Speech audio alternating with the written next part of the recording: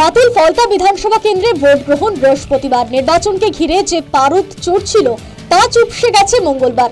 নিজেকে পুষ্পার সঙ্গে তুলনা টেনে শেষ পর্যন্ত মাথা নিচু করতে বাধ্য হয়েছেন ফলতা তৃণমূল প্রার্থী জাহাঙ্গীর খান। সরে দাঁড়িয়েছেন নির্বাচনী লড়াই থেকে। আমি ফলতার ভূমিপুত্র। আমি চাইব ফলতা শান্তিতে থাকুক, সুস্থ থাকুক, ভালো থাকুক এবং ফলতায় আরও বেশি বেশি উন্নয়ন হোক।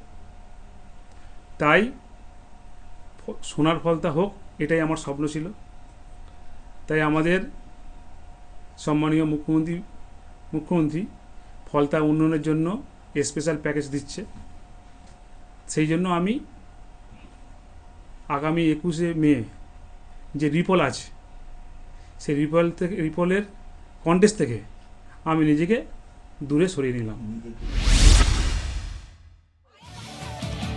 ফলতার পুষ্পা ঝুঁকতেই পথে নামলেন মহিলারা।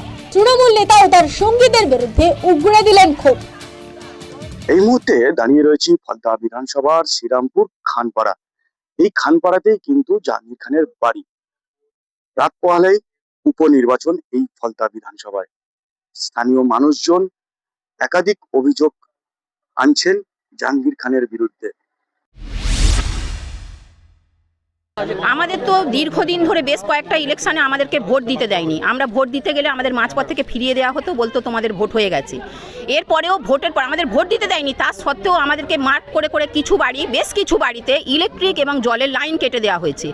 এবং ভোট প্রচারে গিয়ে এটাই বলা হতো, কেন্দ্রীয় বাহিনী তোমাদের পাশে কদিন থাকবে, ওরা তো পরিযায়ী, ওরা উড়ে চলে যাবে, আমরাই থাকবো, পরে কিন্তু এর ব্যবস্থা হবে। মেয়েরা পড়তে যাবে, স্কুলে যাবে, কেউ চাকরি করে যাবে আসবে, তাদেরকে ভয় দেখাতো যে বাড়ি ফিরবে তো। ভোট ময়দান থেকে জাহাঙ্গীর সরে দাঁড়ালেও ভোট গ্রহণ হবে। ইতিমধ্যে হুমকি সহ একাধিক অভিযোগে রাজ্যের বিভিন্ন প্রান্ত থেকে গ্রেফতার হয়েছে বেশ কয়েকজন তৃণমূল নেতা ও কর্মী। ফলতায় ভোট পর্ব মিটিলে কি এবার জাহাঙ্গীরের পালা? উঠছে প্রশ্ন। প্রত্যেকটা বিরোধী দল তারা কিন্তু পতাকা লাগিয়েছে, সাধারণ মানুষকে বোঝাবার চেষ্টা করেছে। এবং গতকালই যখন আমরা দেখলাম মুখ্যমন্ত্রী শুভেন্দু অধিকারী সাধারণ মানুষের উদ্দেশ্যে যখন ভয় আউট ভরসা ইন এই বার্তা দিয়ে যায়, তারপর থেকে কিন্তু সাধারণ মানুষ ভরসায় ভোটমুখী হতে চলেছে। ফলতা থেকে গোপাল মন্ডল, নিউজ 10।